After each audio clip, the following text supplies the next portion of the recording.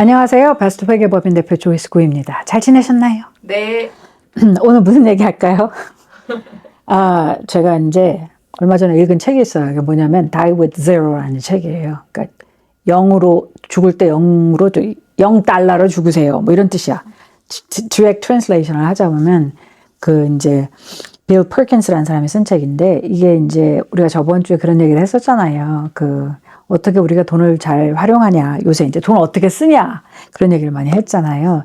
이 사람 책이 Die with Zero가 굉장히 읽기 쉬워요, 여러분. 그래서 거의 뭐 한 자리에서 다 읽을 수 있을 정도로 관심이 있으신 분들은 읽어보면 좋지 않을까?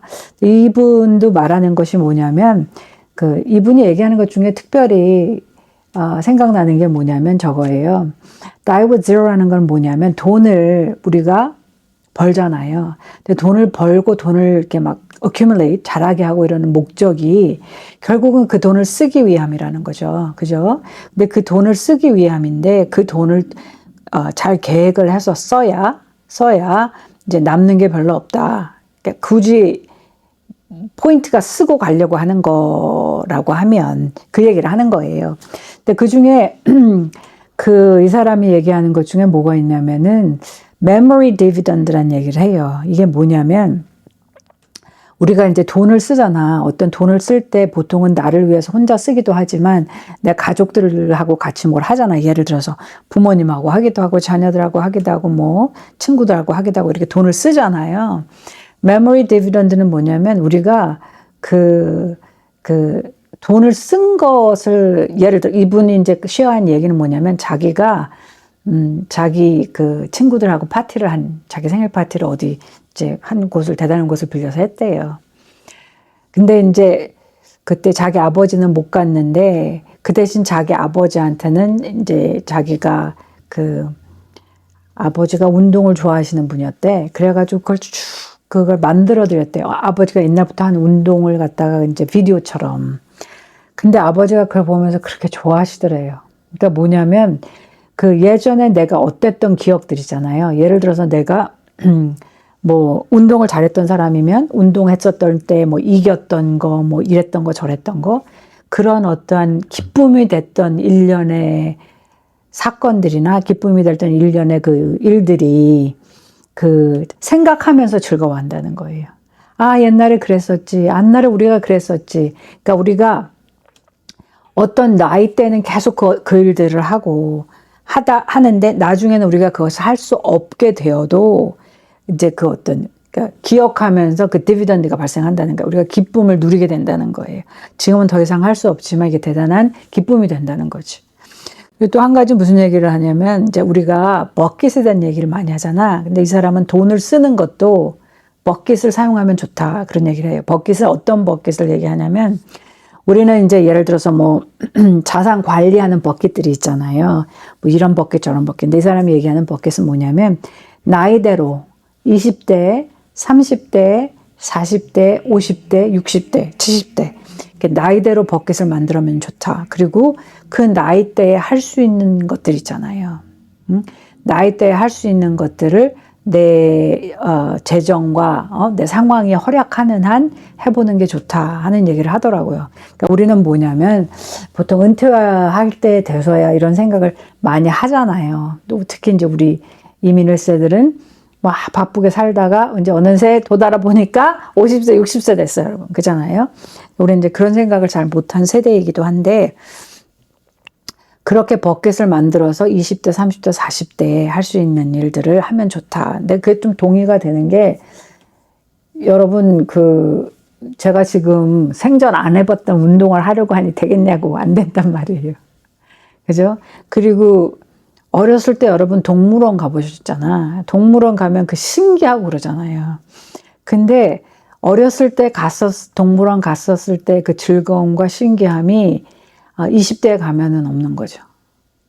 20대에는 그렇게 즐거움이 생기지는 않은 거. 그때까지 한 번도 안 갔다고 하면. 이제 그런 얘기를 하는 것 같아요. 그래서 그러니까 돈을 쓰는 것도 버는 것만큼 되게 중요하고 이거를 잘하게 하는 것도 되게 중요한데 그 나이대마다 할 수 있는 것들이 있으니 그것을 생각해서 돈을 잘 활용하면 좋겠다는 게 저는 포인트인 것 같아요. 그래서 이제 어떻게 하면 내가 돈을 좀 더 잘 쓰고 갈 수 있을까라는 것을 생각하시는 분들이라면 한 번쯤 읽어보면 좋지 않을까? easy reading이니까 그런 생각이 들었어요. 오늘 이제 제가 여러분하고 쉐어하고 싶은 얘기는 이거예요. 이 얘기를 많이 하죠. 뭐냐면 여러분들이 준비한 어떤 은퇴, 그지? 그거를 은퇴뿐만 아니라 여러분의 삶의 어떤 것이든지 비교하는 게 별로 도움이 되지 않는다는 얘기를 하잖아요. 그죠? 비교하는 게 별로 도움이 안 되는데 계속 물어봐. 저한테. How do I stack up against national average? How do I stack up against 다른 에이시안들은 어때요? 그러니까 내가 준비한 은퇴 세이빙스나 내 은퇴 지금까지 하려고 여러 가지로 내가 하는 이건 게 다른 사람들은 어떻게 했어요? 비교해서 어때요? 그걸 많이 물어보신단 말이에요. 그래서 오늘은 national average에 대한 얘기를 좀 해보면 어떨까 해요. national average에 대한 얘기를 하면 괜찮다. 나 어느 정도 괜찮네 하실 수도 있겠고 아유 나는 그것도 못 미치니 더 해야겠다 하실 수도 있고. 근데 여기서 중요한 거는 내가 어떤 고울을 만들려고 하면 그죠? 내가 어떤 목표 방향을 정하려고 하면 이런 뭐 에버리지나 이런 거 보는 게 도움이 될 수 있어요. 그죠? 그렇지만 파이낸스는 정말 너무나 달라요. 뭐가 다르냐면 그 사람마다 사는 생활 습관과 삶의 방식이 너무나 달라서 이게 뭐 one size fits all 이런 게 없어요. 그러니까 저번에 우리가 메시지 한 2 에피소드 전인가 그 올렸더니 어떤 분이 이제 다른 나라에 가서 사신다고 50대에 은퇴하셨다고. 그러니까 여러 가지가 가능한 거예요. 그런 거에 오픈되신 분이라면 그렇죠. 그러면 또 그 관심 있는 분들도 되게 많고 그런 것 같아요. 근데 이제 궁금해 하시니까 내셔널 에버리지는 어떻게 돼요? 나는 거기에 어디쯤에 있어요? 그 얘기를 해보려고 해요. 내셔널 에버리지가 어디서 찾냐면 여러분 Fed 알죠? Federal Reserve. 거기서 3년마다 그 Survey of Consumer Finance라는 걸 발표를 해요. 그래서 대략적으로 나이 그 구간마다 미국에 사는 사람들이 대략적으로 net worth, 그 사람이 갖고 있는 자산, 이 어느 정도 돼요를 발표해요. 그 발표를 보면 이게 2022년도 서베이니까 2023년도에 퍼블리시가 된 거예요. 3년마다 하는 거니까.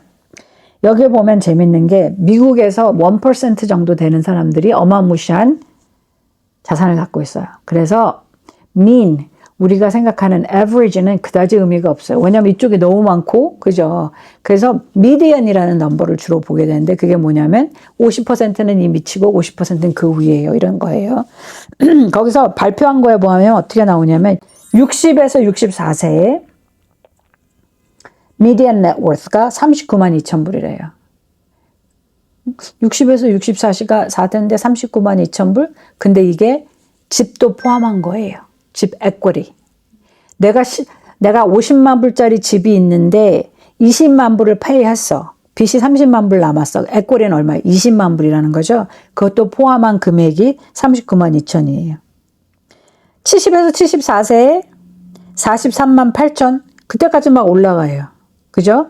그런 다음에 이제 75세부터 내려가요. 이유가 뭐냐면 이제 RMD, Required Minimum Distribution도 시작되고 여러 가지로 이제 돈을 쓰게 되는 거예요. 그때부터 사람들이 liquidate를 하는 거죠. 그러니까 여기 보시면 에셋을 그렇게 쓰지는 않는 거예요. 그죠? net asset은 74세까지 올라가잖아요. 그러니까 미디언이 그렇다는 거예요. 그러니까 뭐 왜 그럴까 생각을 하게 되잖아요. 그때까지도 걱정이 돼서 안 쓰시는지 쓸 필요가 없어서 안 쓰시는지 하여튼 에셋을 빼진 않아요. 그러니까 있는 걸로 예를 들어서 소셜 시큐리티라든지 내가 쓸 수 있는 것으로 쓰는 것 같아요. 74세가 넘어가면서부터는 이제 자산을 조금씩 빼간다는 그런 뜻으로 해석할 수 있을 것 같아요. 그렇게 내려가요. 그러면 43만 8천이면 여러분 많은 분들이 집은 가지고 계신 경우가 되게 많잖아요. 그러면 잘하신 거겠지. 그렇지 않아요? 여러분? 궁금해하시는 게 있어. 에이시안들은 더 잘하지 않았어요? 궁금해보시거든요. 에이시안들의 특징은 좀 뭐냐면 에이시안들은 은퇴연금에는 소위 말해서 백인들보다 작아요. 들어가 있는 돈이. 그런데 그 net asset, 그러니까 자산, 집까지 포함한 자산이 50만 불이 좀 넘는데요. 그러니까 우리는 집에 돈을 좀 더 쓰지 않나 하는 생각이 들긴 하더라고요. 40 몇만, 뭐 30 얼마 이런데 이제 우리는 에이시안들은 53만 5천 정도가 net asset인데 그게 집까지 포함된 거니까. 그래서 좀 자산은 조금 많다고 나오는 것 같아요. 자산은 좀 더 많다고.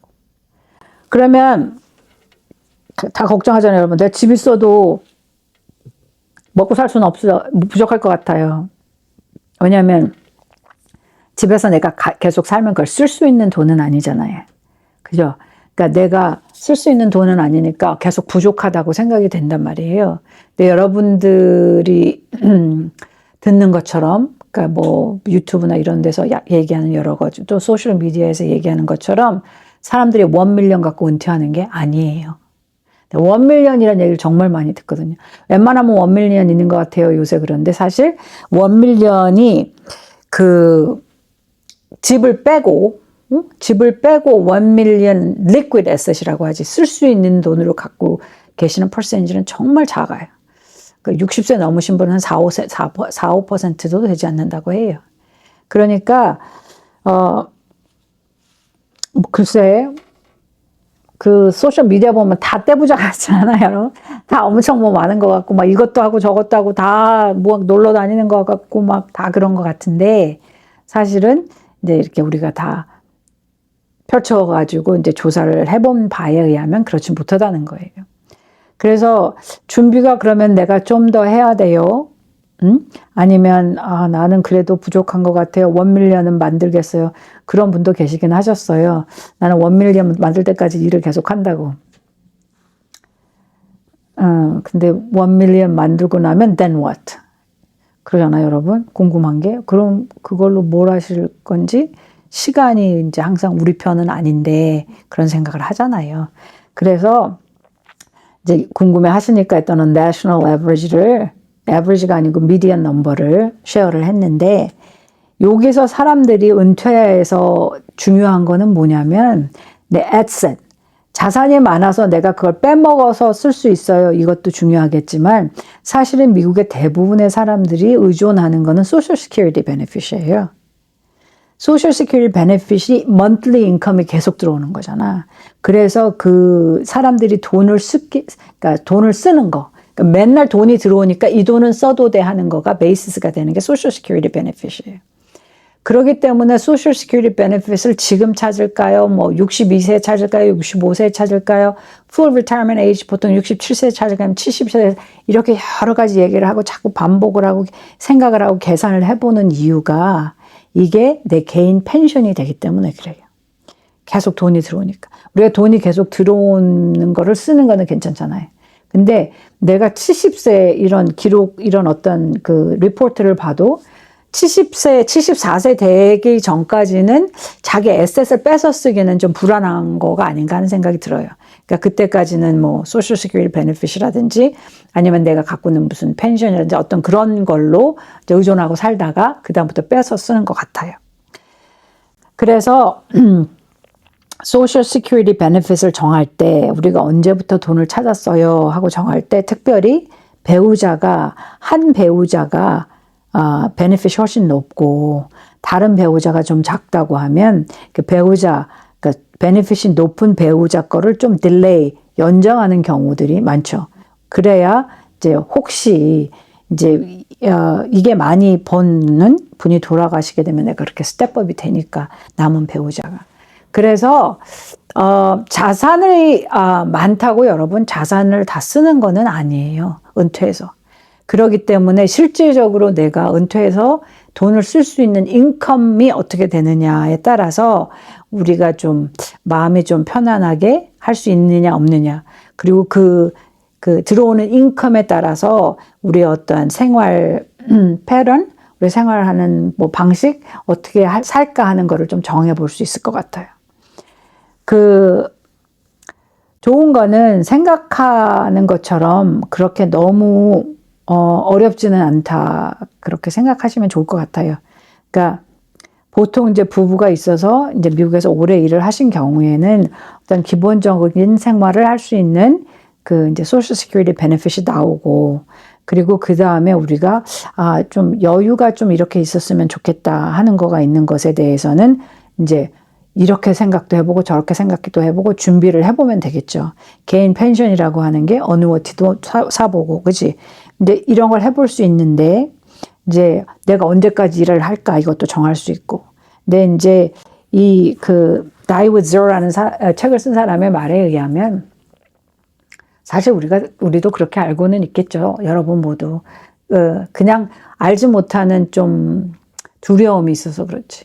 그러니까 많은 경우에 이거 내가 딱 앉아가지고 심각하게 앉아서 우리가 매달 얼마 쓰는지에 대한 것을 적어보고 하지 않으면 알지 못하는 그 두려움, fear가 생겨요. 그렇기 때문에 우리 막상 해보면 그렇게까지 돈이 필요하지 않네 하는 경우도 되게 많아요. 그러면 74세까지 계속 자산을 늘리려고 애를 쓸 게 아니라 그 이전에 그 나이대로 어떤 버킷을 만든다고 한다면 우리가 그나마 60세 때 좀 더 할 수 있는 거 혹은 50세 때 할 수 있는 거 이제 요거를 좀 나눠서 해보는 거가 이제 돈을 활용하는 방법 중에 좋은 방법 중에 하나가 아닐까 해요.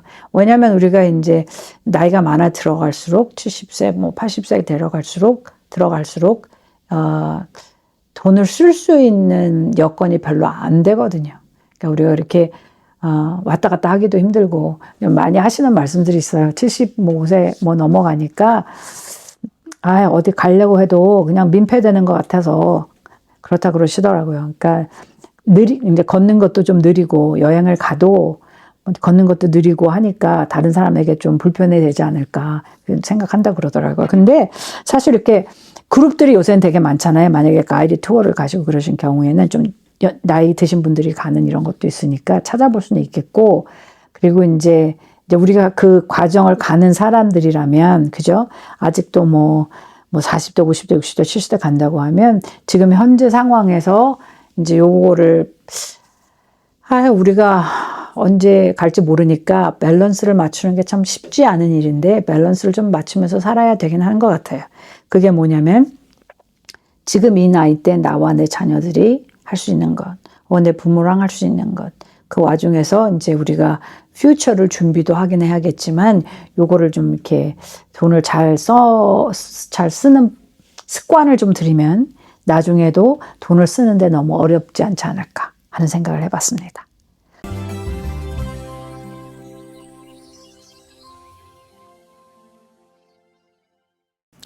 혹시 궁금한 거 있나요? 네, 선생님, 그러면 동양인들은 집은 있는데 은퇴연금은 상대적으로 적은 경우가 많다고 하셨잖아요. 그렇다면 집을 팔아서 그 돈으로 은퇴연금이나 뭐 생활비로 활용하는 게 좋은 방법일까요? 그러니까 그게 정말 그래요. 그 통계적으로 동양인들이 은퇴연금은 작아요. 그러니까 화이트들에 비해서 두 번째로 많나 그래도. 그러니까 화이트들에 비해서 이제 커케이션이라고 하잖아. 그 사람들에 비해서 은퇴연금에 들어간 돈은 작고 그 대신에 깔고 앉아있는 돈이 많은 게 아닌가 하는 생각이 들어요. 넷 에셋이 높은 거니까. 그래서 이럴 경우에는 그러니까 우리가 앞으로 우리가 은퇴를 하고 그쪽으로 가고 있는 방향에 있잖아. 그러면 어떻게 하면 우리가 이제 우리 시간과 있는 자산을 잘 활용해 볼까 생각해 봤을 때 집을 팔고서 하는 것도 나쁘지 않은 것 같아요. 좋은 방법 중에 하나인 것 같아요. 왜냐하면 대부분의 자산이 집에 있으니까. 집에 다 깔려 있으니까. 아무것도 할 수가 없거든요, 사실. 그러니까 쓸 수 없는 돈이라는 거지. 그러니까 이거를, 손님 중에 그런 분도 계셨는데, 그 가지고 계신 거 다 파시고, 뭐 가족이 뭐 이런 게 돼가지고서 이제 그 집에 어떤 방 하나를 이제 렌트를 하는 식으로 해놓고서 이제 그냥 다니시기도 하시는 분도 있어요. 그러니까 굳이 우리가 더 이상 집을 갖고 있을 필요가 없다고 하면 이것을 어떻게 찾아서 잘 활용해 보고 지내는 것도 좋은 방법일 것 같아요. 그래서 근데 이제 요게 좀 두렵잖아. 너무 안 해본 것에 대한 두려움이 너무 큰 거잖아요. 그러니까 좀 해볼 만은 한 것 같아. 여행도 안 다녀봤는데 여행한다고 해서 다 팔고 그게 쉽지가 않거든요. 그러니까 이제 저저번에 댓글 다신 분처럼 뭐 다른 나라에 가려고 가서 한번 살아보겠다고 하면 얼마나 리서치를 하셨겠어. 찾아보고 뭐 해보시고 또 벌써 다녀와 보시지도 않았을까 하는 생각을 해봤거든요. 그러니까, 내가 갖고 있는 자산이 집에 다 몰려 있으면 이것을 어떻게 이제 하게 만들어서, 그러니까 쓸 수 있는 돈으로 하려면 팔든지 이렇게 해야 되잖아요. 그러니까 우리가 렌트를 주고 가면 어때요? 이런 생각도 많이 하시는데 내가 집이 하나인데 렌트를 주고 가면 여러분 굉장히 부담이 커요. 무슨 일 생길 때마다 그 말을 들을 때마다 너무 괴롭고 고쳐야 된다는 얘기 들으면 너무 괴롭고 그게 쉽지가 않아요. 그러니까 그런 결정을 하시려면은 생각을 많이 해보셔야 되고 특히 리턴이 어떤지 그죠? 생각을 해보셔야 되고 아니면 내가 깔고 앉아 있을 게 아니라 이걸 잘 팔거나 이제 돈을 만들어서 잘 활용해 보시는 거가 좋은 방법일 것 같아요. 네, 알겠습니다. 네, 오늘도 함께 해주셔서 감사합니다. 저희 메시지가 도움이 되셨다면 좋아요, 구독도 눌러주시고 또 주위 사람들하고 같이 쉐어도 해주시면 좋겠습니다.